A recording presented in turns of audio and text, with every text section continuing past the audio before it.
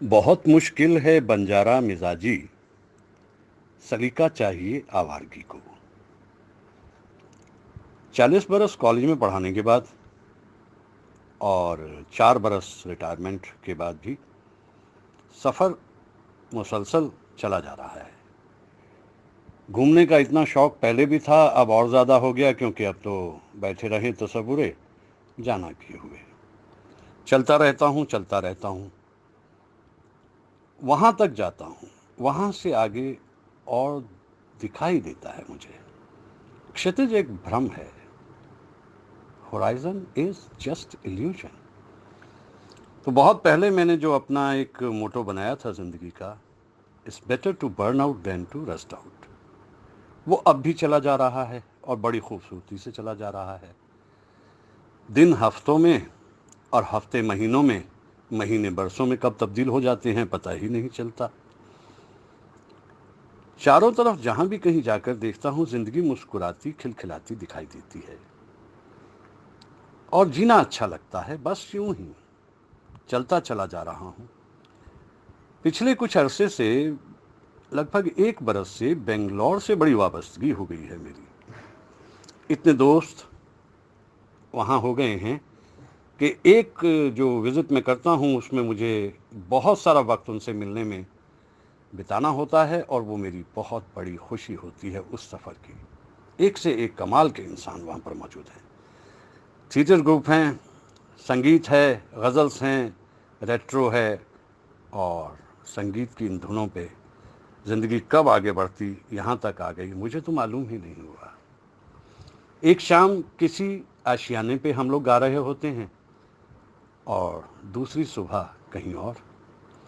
इतने खूबसूरत और इतने बाकमाल सिंगर्स मुझे मिल गए हैं बेंगलोर में कि उनके गीतों को सुनना भी अपने आप में खुशी की बात रहती है।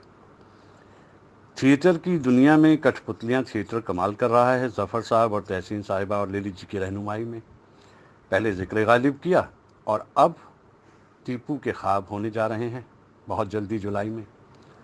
तो एक हिस्सा अगर थिएटर का है, दूसरा हिस्सा संगीत का है।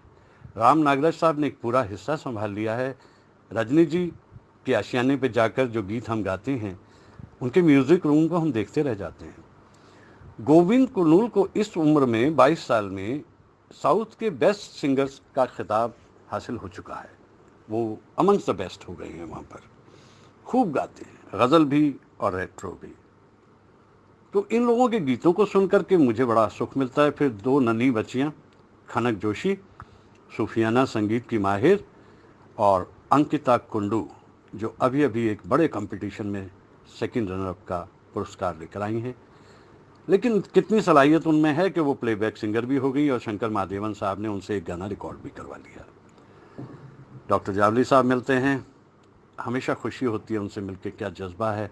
राज जिंदल साहब, क्या बात है, जब हम बैठते हैं तो न जाने कितनी सारी बातें ज़िंदगी से जुड़ी हुई हम लोग करते हैं। तो एक अजीब सा फेज़ है ये, इसमें बहुत कुछ अच्छा अच्छा होता चला जा रहा है।